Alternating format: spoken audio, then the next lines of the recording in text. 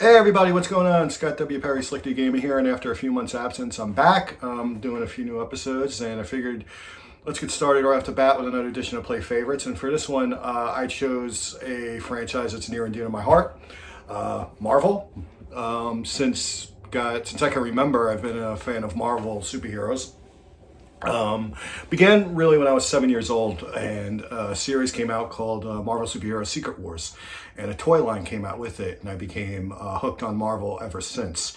And from the advent of that came a lot of video games over the years. And with the success of both the Marvel Cinematic Universe and also the recent release of the Guardians of the Galaxy game for current gen systems, which I've actually played and really like it a lot, I thought it'd be good to name some of my favorite games in the Marvel Universe. And I'm kind of normally I go through a retro feel and just pick retro, but this one I'm going across the board from the early days of Marvel to now. All right, and I want to begin with a game that came out for the NES. Believe it or not, LJN, they get criticized a lot. The X-Men game in particular for the NES is a pile of junk. It really was a horrible game. I do have it. I do play it from time to time to try to get some kind of satisfaction out of it. I don't, but because it's a licensed property, you go for it and you play for it and you try to find some excitement with it. Unfortunately, you don't get that with X-Men. But the year after X-Men came out, there was a game that I consider to be the best Marvel game on the NES. And that game would actually be The Punisher. Now, the reason why this game is really good, this was one of the first rail shooters that was ever created. And they did a really outstanding job at this. This really captures Frank Castle and the Punisher at its core. You play the Punisher at the bottom of the screen and you just shoot people. And you have different boss levels with some of his iconic villains. You have Jigsaw in it. You have mainly Jigsaw, a couple of, there's like a ninja, black ninja in it. You have two levels where basically you shoot everybody, except for a jazz musician that kind of plays a theme. If you accidentally shoot him, you hear him, which is kind of funny. But depending on how many people you kill in the level depends on your power-ups for the next level. And if you get a 100% score, you get a super gun. It's like a mini gun that just blows away everything. It is extremely violent for the NES, but there's no blood and there's no... it's excessive, but the fact that they don't show blood and the people just disappear makes it a little bit more kid friendly. But I do feel like this would have been tapped with a little bit of a label warning. This was before the video game rating system, 1990, I believe. Yes, 1990. But this was a fantastic game, had a very tough boss battle in the Kingpin at the end. But if there was any game that really captured the Punisher right, this was one of them, and I enjoy playing this. I still play this to this game. The graphics are really good as well for a game like this. So Punisher for NES is my first favorite game. Now for my next game, we're going to go right from the NES to the Genesis, but there's actually two versions of this game I like. All right, and I noticed on my channel, the gameplay video I made of this a few years back is getting a lot of hits and getting a lot of comments. So I thank people for watching it and checking it out. But this game, I remember when it came out, it was huge at the time for Genesis. And for the first time, really, it captured this hero in a real setting. You really felt like you were the character, and that's SpiderMan. For Genesis. It's retitled SpiderMan versus the Kingpin, and it's a good reason why. The story in this game is very good. In it, the Kingpin has set a bomb in Manhattan, and it's going to detonate in 24 hours. Now, as Spider-Man, he frames Spider-Man for it and says Spider-Man's the one who's planted it. So as Spider-Man, you have to find out exactly how you can disarm the bomb, who's behind it, and what you need to do it. And the game has a timer from 24 hours down. Now, each villain that he takes on, which is kind of reminiscent of the Sinister Six, you have Dr. Octopus, Electro, Lizard, Sandman, Hobgoblin, Venom, and the like. Once you have to get keys in order to disarm the bomb. Once you do that, you take on the main boss, the Kingpin.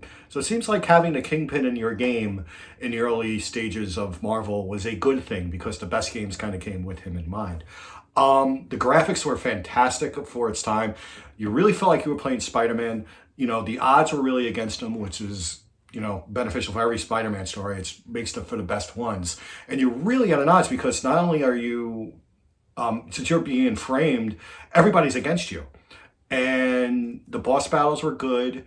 The controls are great. I love the Sandman battle in particular. It's a very unique way of how to beat him. And it's only a half-hour gameplay, and I think it's pretty cool. So while the Genesis one is definitely one of my favorites, however, a few years later, they took the game and enhanced it for Sega CD, and this time it is named Amazing Spider-Man versus the Kingpin. This is a good example of how you take a game from the Genesis and you enhance it for the Sega CD. Now, this game includes cutscenes with cartoons. It's very shoddy. The cartoon isn't too great. The voice acting isn't too great either, but it does a lot to move the story, and it's really one of the first non-linear superhero games that you'll ever see. Spider-Man 2, a decade later for PS2, really showed an open world for Spider-Man, and people are like, oh, this was the first one that did it. And actually, that's not true. This one really had a good idea for it, because you can go around the city and you can go to different areas, and they had comic book covers you can collect. You had different things you can collect. They also added 2 villains to this, Mysterio and Vulture. And in the end battle, you actually take on Bullseye from the Daredevil franchise. So I thought that was cool.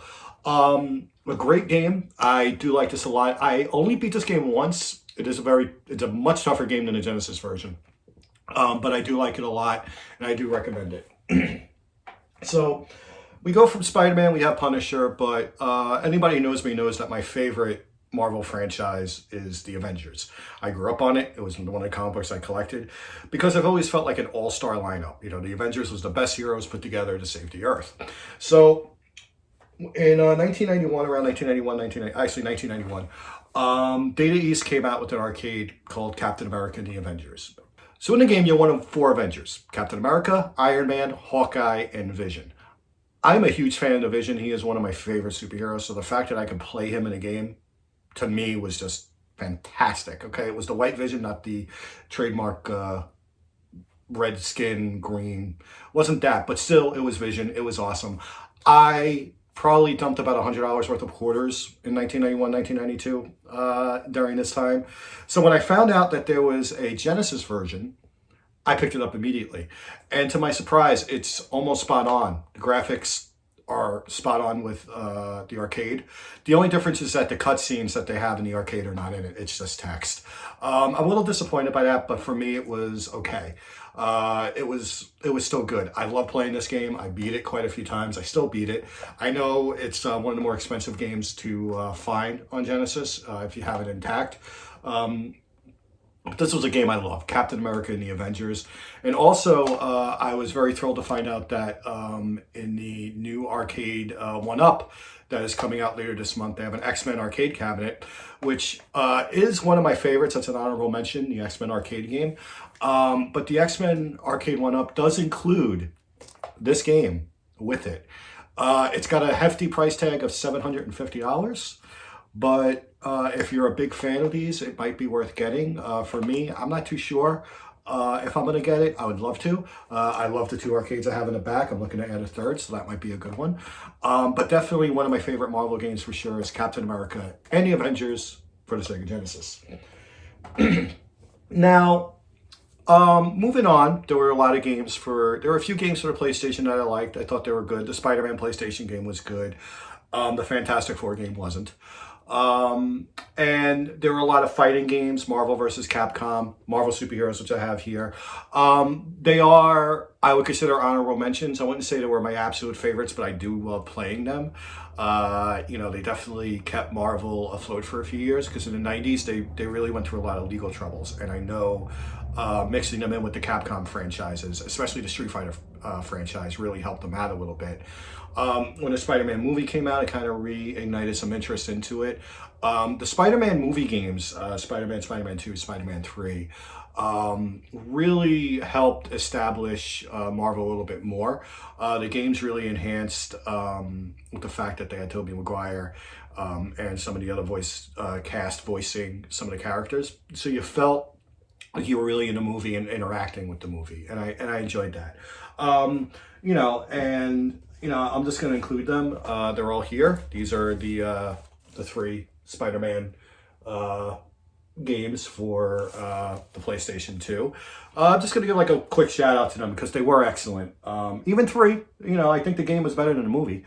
The movie Spider-Man 3 had its good moments. I thought Thomas Hayden Church was excellent as Sandman, and with a lot of rumors going around about the new Spider-Man movie, we might see some of these guys back. I know we're going to see Alfred Molina back as Doc Ock, so that's going to be exciting. But for PlayStation 2, there was one game that I did like a little bit more than the Spider-Man games, and this game is just fun if you just want to smash shit. And that's the Incredible Hulk Ultimate Destruction. And it came out for all 3 systems at the time, PlayStation 2, Xbox, and GameCube. I prefer the PS2 version. A lot of fun. It's just, you just smash stuff. How do you not like it? I mean, if there was ever a game that at the time captured its superhero perfectly, it's this. And I just love this game. I think it is just a great stress relief. If you have a bad day, if you just want to like let some anger out and just want to just pound the shit out of something, put this game in if you got a PS2 and you'll be happy for it. So that's Incredible Hulk Ultimate Destruction, PS2, one of my favorite Marvel games. Now, with all of them, I got to give a shout out to this one. I haven't beaten it yet. I've only played it a little bit. Similar to Guardians of the Galaxy, I have it for the Xbox One. And I've only played about 3 hours of it so far, but I'm loving what they're doing with it so far. It's definitely better than the Avengers game that came out, which was a bit of a disappointment. I like it, but I could see why a lot of people don't, the Avengers game. But one game that came out a couple years ago, and there's going to be a sequel out for it, that's Spider-Man for the PlayStation 4. Original story, great game, great acting, great graphics, really captures Spider-Man in a new light. I haven't played a lot of it.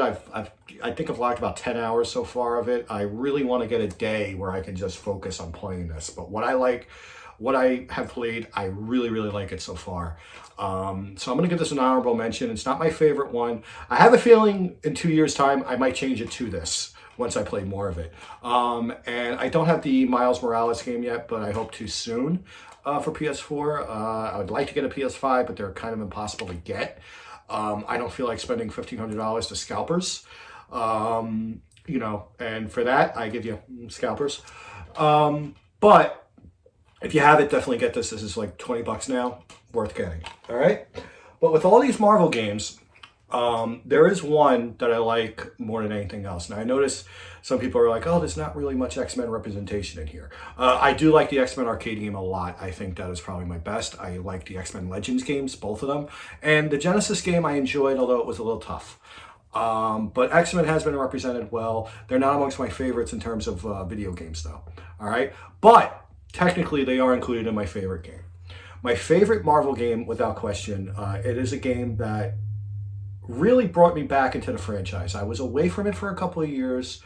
The Spider-Man movies kind of helped, but I wasn't really paying attention of what Marvel was doing until this game came out in 2006.